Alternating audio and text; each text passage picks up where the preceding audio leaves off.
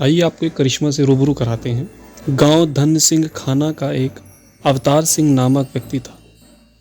वह शराब व मांस के अत्यधिक सेवन करता था और गलियों में गिरा रहता था। किसी सत्संगी ने उसे नाम लेने के लिए कहा कि तू नाम ले ले, तेरी 84 कट जाएगी और शराब व मांस आदि चीज़ों से बच जाएगा।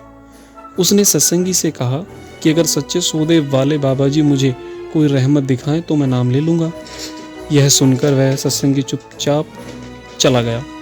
अचानक उन्हें दिनों में गांव कोटफत्ते का परम पिताजी ने सत्संग दे दिया। वह व्यक्ति और उसकी पत्नी दोनों सत्संग पर गए। उन्होंने सत्संग सुना। उस व्यक्ति ने अपनी पत्नी को कहा कि तू नाम ले ले, मुझे संतों की संगत तो बहुत अच्छी लगी, पर मैं नाम बाद में लूँगा। उसकी पत्नी ने नाम ले लिया और वापस घर आ गए। उसकी पत्नी सतगुरु से यही मांगती थी कि मेरा पति नाम ले ले और फिर हम सत्संग करवाएंगे। एक दिन वह व्यक्ति रात को लेट हुआ था। उसने देखा कि उसके चारों तरफ बहुत ही प्रकाश हो रहा है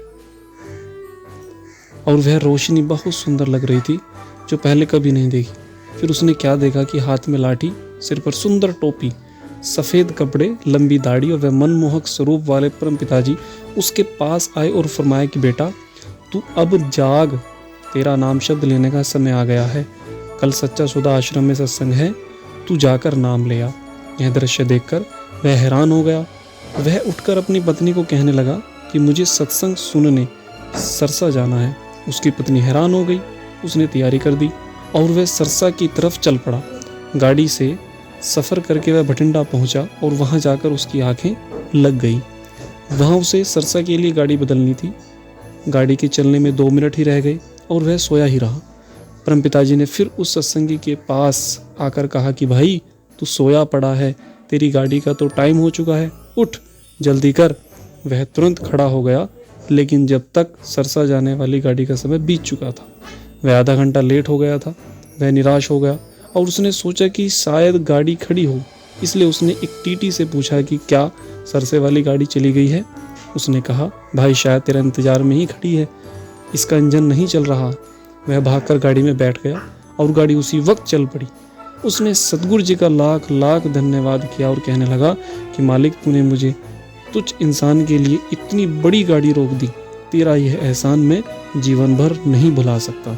फिर उसने सत्संग सुना और नाम शब्द लिया। एक बार की बात है कि मेरी बहन अपने पति के साथ करनाल से दिल्ली आ रही थी। जब उनकी बस एक नाले के ऊपर से गुजर रही थी तो वह एक अन्य बस के साथ उसका एक्सीडेंट हो गया। बस पानी में गिर गई और सवारियां डूबने लगी। उस दिन बारिश होने के कारण उस नाले में पानी का बहाव तेज था, जिस कारण सड़क के दोनों ओर पानी ही पानी था। वहाँ कुछ लोग खड़े थे जो पानी में से सवारियों को निकालने में मदद करने लगे। कुछ देर बाद सबने पूछा कि कोई बस के अंदर तो नहीं रह गया। किसी को भी मेरी बहन मंजू का ख्याल आया। वह पानी में डूबती जा रही थी। तभी उसे परम पिताजी ने दर्शन दिए और कहने लगे बेटी घबरा मत।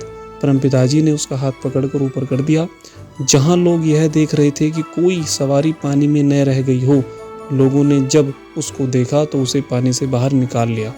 मंजू हैरान रह गई और परम पिताजी की स्वयं केवल उसकी रक्षा करने के लिए ही आए थे। यह सोचकर कृतज्ञ भाव से उसकी आंखों में पानी आ गया। अगर परम पिताजी ने उसका हाथ ऊपर न करते तो वह डूबकर मर जाती। फिर उसने सतगुरु का लाख लाख शुक्राना किया। तो ये एक करिश्मा आपकी सेवा में हमने रखा। इसमें रूहानियत के सच्चे रहबर ग्रंथ से धन्यवाद।